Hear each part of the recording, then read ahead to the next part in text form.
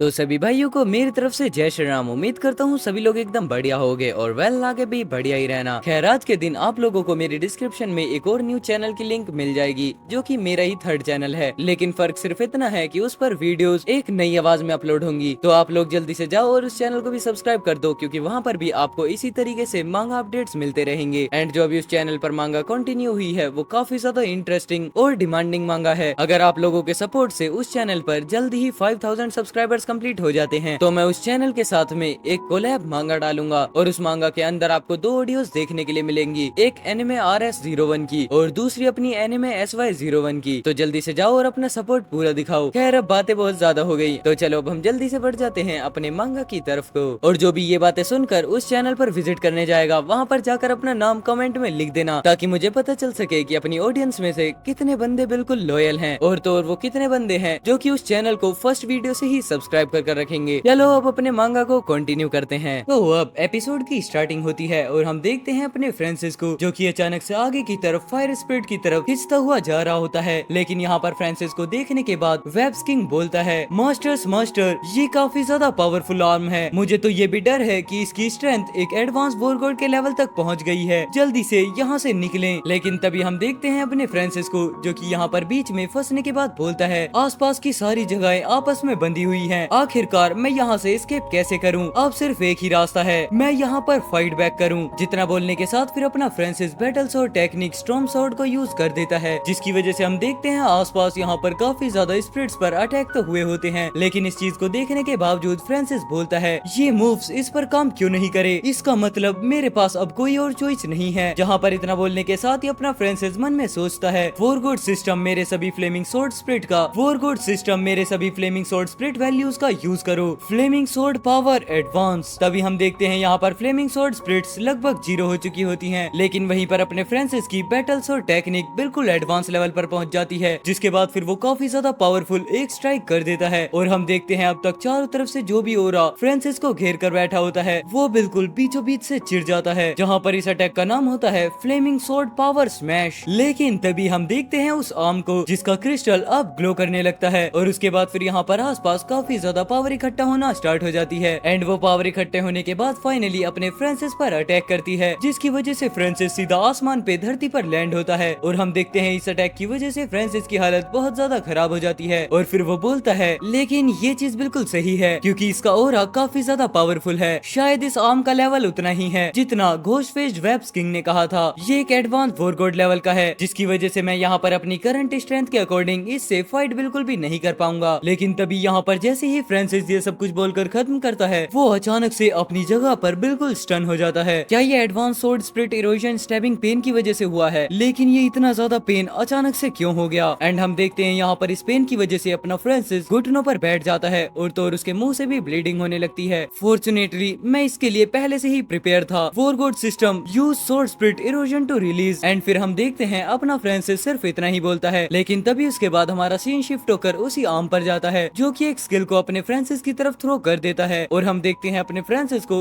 जो कि एक बिल्डिंग के ऊपर लैंड हुआ था, अब उस आर्म की स्किल की वजह से अपने फ्रांसिस की चेस्ट पर एक पेंडेंट बन जाता है, जिसे देखते हुए फ्रांसिस बोलता है, क्या ये कोई पेंडेंट है क्या, या फिर ये वही चीज है जिसका यूज वो आर्म मुझ पर अटैक करने के लिए कर रही थी? लेकिन तभी हम देखते हैं फिर यहाँ पर सिस्टम नोटिफिकेशन देते हुए बताता है, सिस्टम ने एक स्पेशल आइटम को डिटेक्ट किया है, फ्लेमिंग स्वॉर्ड पेंडेंट। मास्टर क्या आप चाहते हैं कि इस पेंडेंट को बाइंड कर दिया जाए? क्योंकि मेरे पास इस चीज की थोड़ी लिमिटेड इन्फॉर्मेशन है, अगर आप इस पेंडेंट को पहन लेते हैं तो मुझे इसके बारे में इन्फॉर्मेशन मिल जाएगी। अब यहाँ पर सिस्टम की ये नोटिफिकेशन देखने के बाद फ्रांसिस सोचता है, ये शायद से पहली बार है जब हमारा सिस्टम किसी चीज या फिर उसके काम या जानकारी का पता नहीं कर पा रहा है, लेकिन क्योंकि अब इस चीज को बांधा जा सकता है, इसका मतलब ये मेरे लिए बिल्कुल सेफ होगा। जहाँ पर इतना सोचने के बाद ही फिर फ्रांसिस पेंडेंट को पहनने के लिए ऑर्डर दे देता है और तभी हम देखते हैं पेंडेंट अचानक से गायब होकर, जिसके बाद फिर हम देखते हैं वो पेंडेंट अचानक से गायब होने के बाद फ्रांसिस की बॉडी के अंदर चले जाता है, जिसके बाद फिर सिस्टम इस चीज को डिटेक्ट करने के बाद बताता है, कांग्रेचुलेशंस मास्टर, आपने एक वॉरगॉड लेवल के आइटम को रिसीव किया है, जो कि है फ्लेमिंग स्वॉर्ड पेंडेंट, और अभी के लिए ये फ्रेगमेंट लेवल पर है। और अब यहाँ पर इतनी इन्फॉर्मेशन देने के बाद सिस्टम पेंडेंट की एबिलिटीज के बारे में बताने लगता है। सबसे पहला, ये स्वॉर्ड स्पिरिट इरोजन के बुरे असर को रोक सकता है जो फ्लेमिंग स्वॉर्ड पावर को जगाने पर होता है। उसके बाद आता है दूसरा पॉइंट, इस पेंडेंट को रखने से फ्लेमिंग स्वॉर्ड पावर 10% से बढ़ सकती है। उसके बाद आती है थर्ड खासियत, ये pendant pendant sword spirit erosion को कम कर सकता है जब इस चीज को यूज करने वाला फ्लेमिंग स्वॉर्ड पावर का यूज करता है। और अब इन चीजों को पढ़ने के बाद फ्रांसिस सोचता है ये फ्लेमिंग स्वॉर्ड पेंडेंट अभी तक कंप्लीट भी नहीं है, लेकिन उसके बावजूद ये कितना ज्यादा पावरफुल है। और ये जो इसका टेराइबल हो रहा है ये कोई खराब चीज नहीं है, बल्कि ये ग्रेटेस्ट रिवॉर्ड है generated by flaming sword altar test. और इतना बोलते हुए अपना फ्रांसिस ऊपर की तरफ देखने लगता है, जहाँ पर हम देखते हैं धीरे धीरे कर वो जगह बिल्कुल डिसअपियर हो जाती है और अपना फ्रांसिस भी उस चीज को सिर्फ देखता ही रह जाता है। लेकिन तभी यहाँ पर वेब्स किंग बाहर की तरफ निकलते हुए बोलता है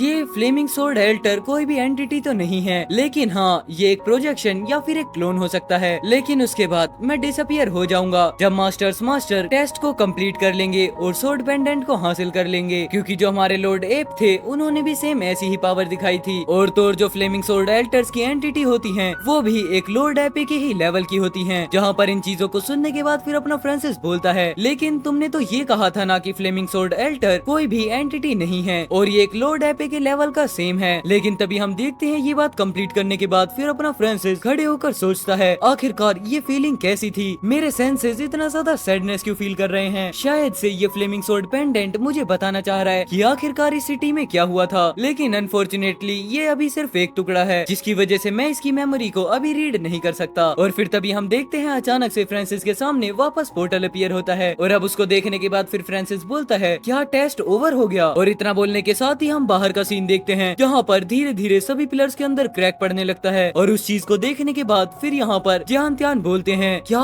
ये एल्टर कोलैप्स कर रहा है, आखिरकार क्या हुआ, क्या फ्रांसिस के साथ टेस्ट में कुछ बुरा हुआ है। नहीं, इस बच्चे के साथ कोई भी अनफॉर्चुनेट एक्सीडेंट नहीं होना चाहिए क्योंकि ये मर्सनरी एसोसिएशन का फ्यूचर पिलर है। खैर अब मुझे उसे बचाना होगा, भले ही मुझे अपनी आखिरी ताकत यूज करनी पड़े। एंड फिर उसके बाद हम देखते हैं अचानक से अपना फ्रांसिस पोर्टल से बाहर आ जाता है और वो सबसे पहले बाहर आते हुए बोलता है सीनियर जिहान तिहान मैं जीत कर वापस से आ चुका हूँ। और अपने फ्रांसिस को देखने के बाद जिहान तिहान भी बहुत ज्यादा खुश होते हैं ओह फ्रांसिस। लेकिन अब यहाँ पर सीनियर की ऐसी कंडीशन को देखने के बाद फ्रांसिस घबराते हुए बोलता है सीनियर ध्यान जिहान आपकी इंजरीज इतनी ज्यादा खराब कैसे हो गई। जिसके बाद फिर यहाँ पर ध्यान बोलते हैं फ्रांसिस मेरे बारे में चिंता मत करो, बुक ऑफ फैंग का वो पॉइजनस मिस्ट इतनी जल्दी यहाँ पर फैल गया। लेकिन तभी हम देखते हैं फिर अपने फ्रांसिस की नजर उसी पॉइजन पर पड़ती है जो कि धीरे धीरे फ्रांसिस की तरफ ही आगे बढ़ रहा होता है। Damn it, book of fang का वो पॉइजनस मिस्ट इतनी जल्दी यहाँ पर फैल गया। चिंता मत करो सीनियर, मुझे वो नॉलेज मिल चुकी है और अब मैं फ्लेमिंग स्वॉर्ड पावर का यूज कर सकता हूँ। चलो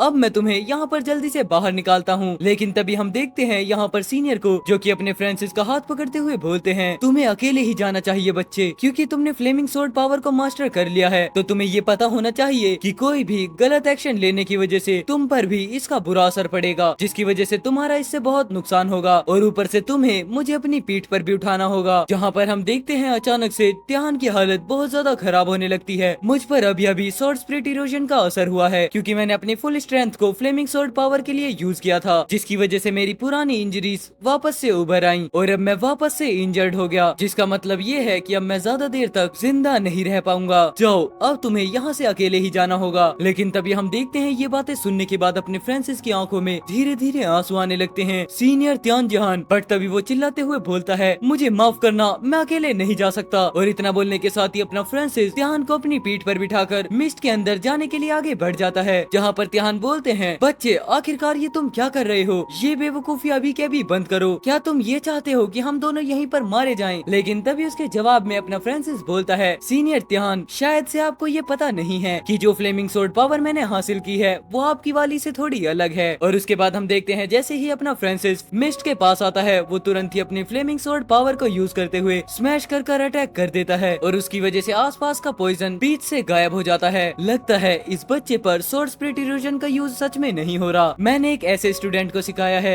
जो मुझसे भी अच्छा है। मुझे ये देखकर सुकून मिला कि मेरे मरने से पहले ये इतना ज्यादा स्ट्रॉन्ग हो गया है। ये बच्चा हमेशा से अपने आइडियाज के हिसाब से काम करता है, ठीक वैसे ही जैसे मैं जब जवान था तब करता था। एक बार जब वो यहाँ से बचकर निकलेगा तो इसके दोस्त और साथी इसके लिए जश्न मनाएंगे, है ना। हो दोस्त और साथी, इन वर्ड्स को मेरे दिमाग में आए हुए बहुत ज्यादा टाइम हो गया है। क्या सच में इतने साल बीत गए हैं। मैं लास्ट मोमेंट पर अपने पार्टनर से मिलने की उस एक्सपीरियंस को फील कर पा रहा हूँ, भले ही चाहे वो मेरा पार्टनर अभी ना हो। और फिर तभी हम देखते हैं यहाँ पर अपना फ्रांसिस ध्यान को लेकर उस मिस्ट से बाहर आ जाता है जहाँ पर इन लोगों का वेट डायरेक्टर और उनके गार्ड्स कर रहे होते हैं। फ्रांसिस चलो भगवान का शुक्र है कि बुक ऑफ फैंग के इस बनाए हुए पॉइजनस टेरिटरी को तुमने पार कर लिया है। जिसके बाद फिर अपना फ्रांसिस नीचे की तरफ लैंड करते हुए बोलता है, चीफ डायरेक्टर डोकिंग, मैं वापस आ चुका हूँ और तो मैंने यहाँ पर सीनियर त्यानजियान को भी सेव कर लिया है। लेकिन तभी हम देखते हैं यहाँ पर डायरेक्टर बोलते हैं फ्रांसिस, और यहाँ पर अपने डायरेक्टर के ऐसे एक्सप्रेशंस को देखने के बाद फ्रांसिस के पसीने छूटने लगते हैं। चीफ डायरेक्टर डोकिंग, आखिरकार क्या गड़बड़ है, प्लीज आप मुझसे अब ये मत कहना। और इतना बोलने के बाद जैसे ही अपना फ्रांसिस पीछे की तरफ देखता है, वो नोटिस करता है कि जियान तिहान अपनी एक छोटी स्माइल के साथ मर चुके हैं। जहाँ पर वो चिल्लाकर बोलता भी है, सीनियर तिहान जिहान, और एंड वेल इसी के साथ अपना एक एपिसोड खत्म होता है। अब बढ़ते हैं नेक्स्ट वाले एपिसोड की तरफ को। सो अब नेक्स्ट एपिसोड की स्टार्टिंग होती है और हम देखते हैं मर्सनरी एसोसिएशन के हीरो स्टॉर्म को। बेसिकली ये एक ग्रेवयार्ड होता है और वहीं पर हम देखते हैं त्यानजियान की ग्रेव को। इसका मतलब त्यान यहाँ पर मारे जा चुके हैं और इस चीज से लियान और चैंग भी काफी ज्यादा उदास होते हैं। सीनियर त्यानजियान वो ऐसा क्यों करेंगे? और चैंग भी रोते हुए बोलती है, मैं तो कुछ दिनों में सीनियर त्यानजियान से मिलने जाने की सोच रही थी। लेकिन तभी हम देखते हैं अपने फ्रांसिस को, जो कि अपनी आंखों को बंद करके मन में बोलता है, अगर मुझे सीनियर त्यानजियान की चोटों के बारे में पहले पता चल जाता तो शायद मैं समय पर उनकी मदद कर पाता, या फिर अगर मैं और भी ज्यादा स्ट्रॉन्ग होता तो मैं उस ट्रेनिंग के अंदर ज्यादा टाइम वेस्ट नहीं करता। अब यहाँ पर अपने फ्रांसिस की कंडीशन डायरेक्टर समझ जाते हैं, जिसके बाद वो बोलते हैं, फ्रांसिस खुद को ज्यादा ब्लेम मत करो। असल में अगर इस बार त्यानजियान इंजर्ड नहीं भी होते तो भी वो 3 साल से ज्यादा जिंदा नहीं रह पाते। ये तब की बात है जब त्यानजियान ने अपने एक अटैक के अंदर मॉन्स्टर किंग को मार डाला था। लेकिन उसकी वजह से जो भी चोटें उन्हें लगी थी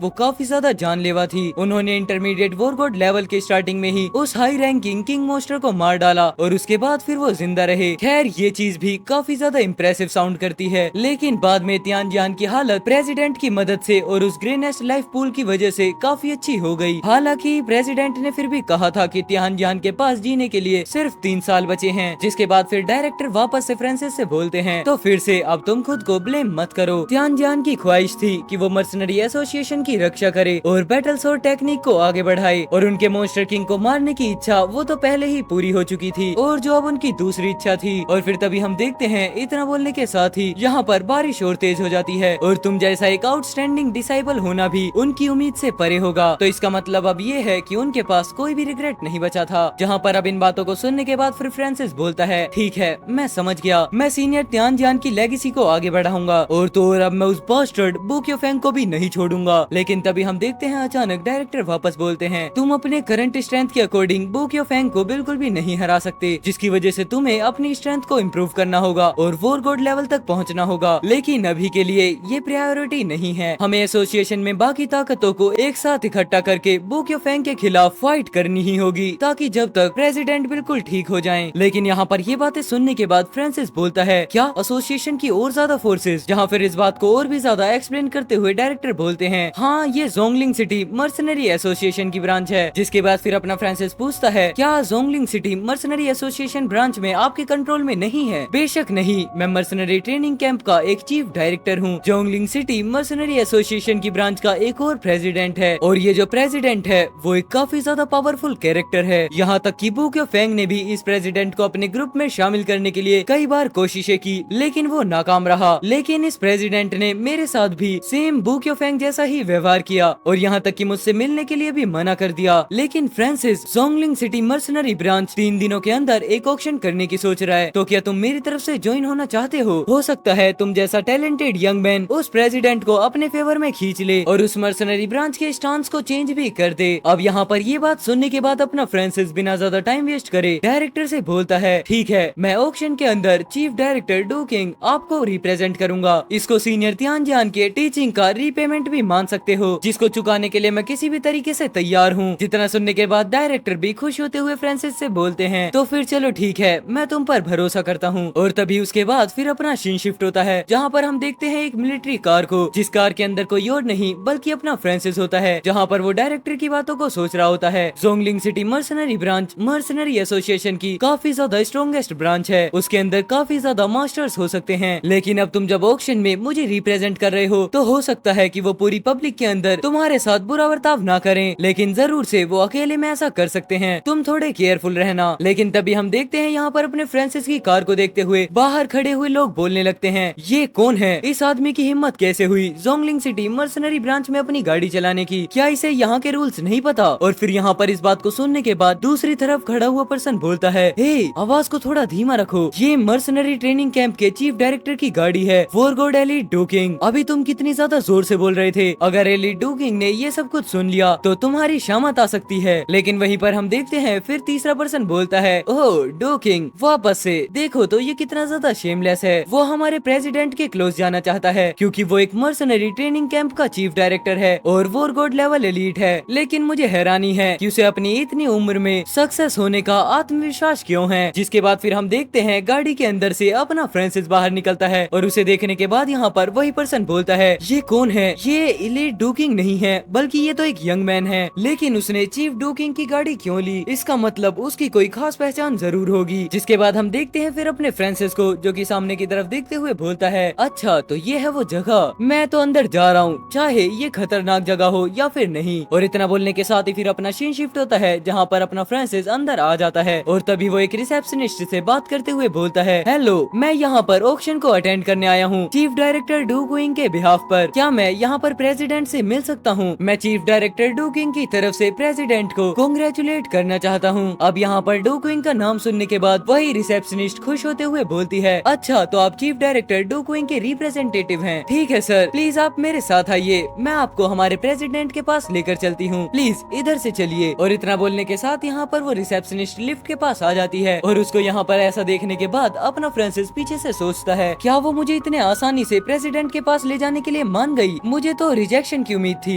जोंगलिंग सिटी मर्सनरी ब्रांच के लोग उतने ज्यादा अनफ्रेंडली नहीं हैं जितना कि चीफ डायरेक्टर ने बताया था। और तभी हम देखते हैं फिर यहाँ पर फाइनली लिफ्ट भी आ जाती है। अब जैसे ही अपना फ्रांसिस लिफ्ट के अंदर कदम रखता है उसके चारों तरफ एक प्रिजन बन जाता है। जिसके बाद वो घबराते हुए बोलता है, हे तुम। और तभी हम देखते हैं ये लिफ्ट डायरेक्ट नीचे जाना स्टार्ट कर देती है। जिसके बाद फ्रांसिस समझ जाता है, अच्छा तो ये एक ट्रैप था। एंड हम देखते हैं ये बॉक्स जाकर एक अरीना टाइप जगह पर गिर जाता है। और जैसे ही अब उसकी परतें खुलती हैं, फ्रांसिस चिल्लाते हुए बोलता है, हे आखिरकार तुम ये क्यों कर रहे हो? मैं चीफ डायरेक्टर डूकिंग का एमिसरे हूँ। तुम्हारा ये बिहेवियर एसोसिएशन के रूल्स को काफी ज्यादा सीरियसली वोलेट करता है। क्या तुम्हें इस बात का कुछ अंदाजा है? और तभी यहाँ पर ये बात बोलने के बाद फ्रांसिस शॉक होते हुए रियलाइज करता है, डैम इट, कहीं ऐसा तो नहीं जोंगलिंग सिटी मर्सनरी ब्रांच ने पहले से ही बुक फेंग के साथ हाथ मिला लिया हो। जिसके बाद फिर हम देखते हैं यहाँ पर एक लड़की फ्रांसिस से बोलती है, ऑफ कोर्स मुझे इस बारे में पता है, लेकिन हम ऐसा इसलिए कर रहे हैं क्योंकि तुम चीफ डायरेक्टर डूकिंग के दूत हो। उस सेमलेस आदमी को हमारे प्रेसिडेंट ने कितनी बार रिजेक्ट कर दिया, लेकिन उसके बावजूद वो यहाँ पर अपने एम्बेसी से भेजना चाहता है। तुम जाओ और उससे कह दो कि सिर्फ सपने देखना बंद करे। लेकिन अब यहाँ पर ये बातें सुनने के बाद फिर फ्रांसिस बोलता है, शेमलेस आदमी और सपने देखना, क्या तुम यहाँ पर चीफ डायरेक्टर डूकिंग की बात कर रहे हो? और इतना बोलने के साथ ही फिर फ्रांसिस मन में बोलता है, लेकिन एक मिनट रुको, क्या जोंगलिंग सिटी मर्सनरी ब्रांच की प्रेसिडेंट एक वुमेन है?